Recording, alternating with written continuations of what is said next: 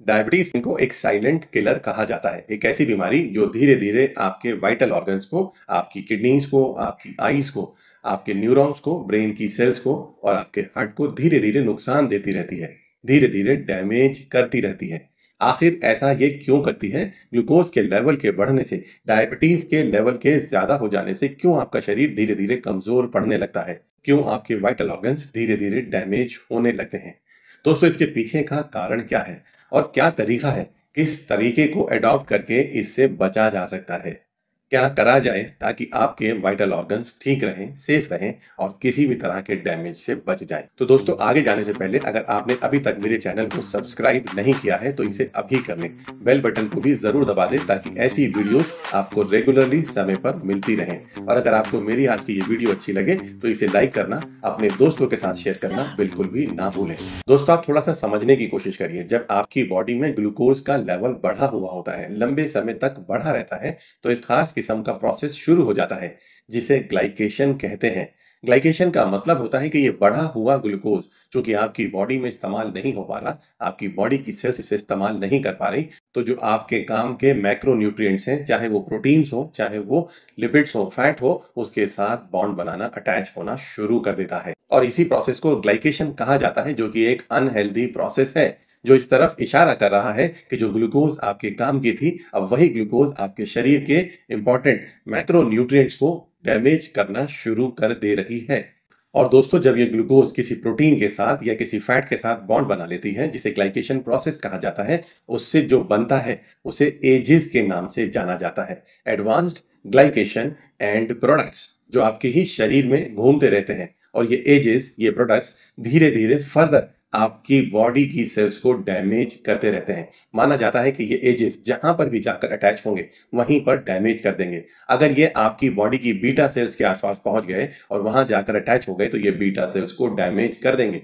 अगर ये एजेस आपकी सेल्स के रिसेप्टर्स के आसपास पहुंच गए, जहां जाकर इंसुलिन को काम करना था, जो ग्लूकोज को इस्तेमाल करने में मदद कर देती, तो ये उन सेल्स को भी खराब कर देते हैं, उन रिसेप्टर्स को भी खराब कर देते हैं, ठीक से काम नहीं करने देते, सिग्नलिंग पाथवे को रोक देते हैं, जिसकी वजह से इंसुलिन ठीक से अपने रिसेप्टर के साथ अटैच नहीं हो पाता और इंसुलिन काम नहीं कर पाता।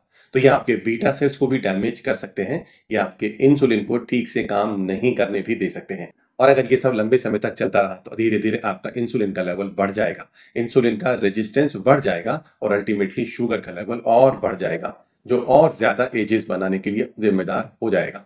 तो ये एक विशियस साइकिल आपके शरीर में शुरू हो जाती है। और ये एजेस जब आपके शरीर में बनते हैं और शरीर के जिस हिस्से पर भी जाएंगे, चाहे आपके ब्रेन सेल्स के आसपास जाएं तो ब्रेन सेल्स को डैमेज करेंगे, किडनीज के आसपास जाएंगे, किडनी सेल्स के आसपास, नेफ्रॉन्स के आसपास जाएंगे तो उसे डैमेज करेंगे, आपके हार्ट के आसपास जाएंगे तो आपकी हार्ट की जो सेल्स हैं, आपकी ब्लड वेसल्स की जो सेल्स हैं, उन्हें डैमेज करके हार्ट डिजीजेस की तरफ, किडनी डिजीजेस की तरफ और न्यूरॉन डिजीजेस की तरफ आपको ले जाएंगे।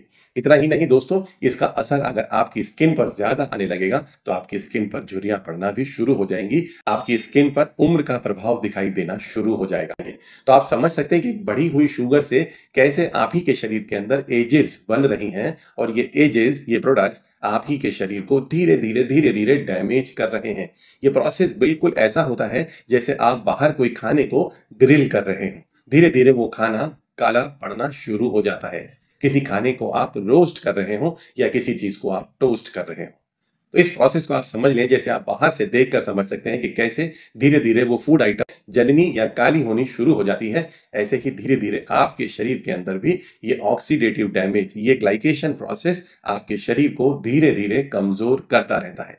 ये प्रोसेस एक दो दिन में पूरा नहीं हो जाता, ये एक लॉन्ग टर्म प्रोसेस है। 5 साल, 10 साल, 15 साल, 20, 25 साल तक ये प्रोसेस जब लगातार आपके शरीर में चलता रहता है, तब जाकर ये कोई एक बड़ी बीमारी का रूप ले सकता है।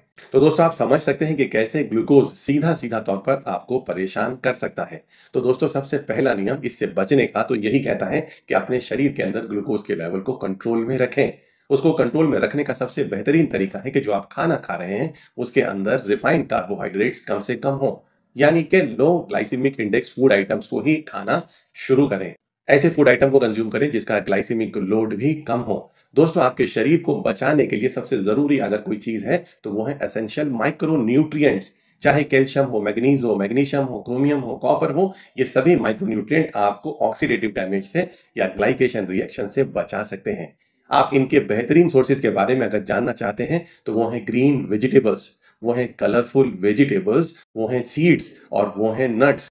दोस्तों, अपने डाइट को सही तरीके से सिलेक्ट करके आप अपने आप को इस ग्लाइकेशन रिएक्शन से और इस डैमेज से बचा सकते हैं, अपने वाइटल ऑर्गन्स को ताकत दे सकते हैं और लंबे समय तक अपनी हेल्थ को मेंटेन करके अपने वाइटल ऑर्गन्स की हेल्थ को मेंटेन कर कर रख सकते हैं। साथ ही अपने लाइफस्टाइल को भी बेहतर करने की जरूरत है। दिन भर में 30 मिनट चलने की आदत जरूर बनाएं। अच्छी नींद लेने की आदत जरूर बनाएं। अपने आप को तनाव से दूर रखें, खुद को रिलैक्स रखें, ताकि आप अपनी बॉडी को किसी भी डैमेज से बचा पाएं। दोस्तों, डाइट का सही सिलेक्शन और लाइफस्टाइल को बेहतर कर लेना आपके शुगर के लेवल को कंट्रोल करके रखने में भी मदद करेगा और आपको ग्लाइकेशन से होने वाले डैमेज से भी बचा कर रखेगा।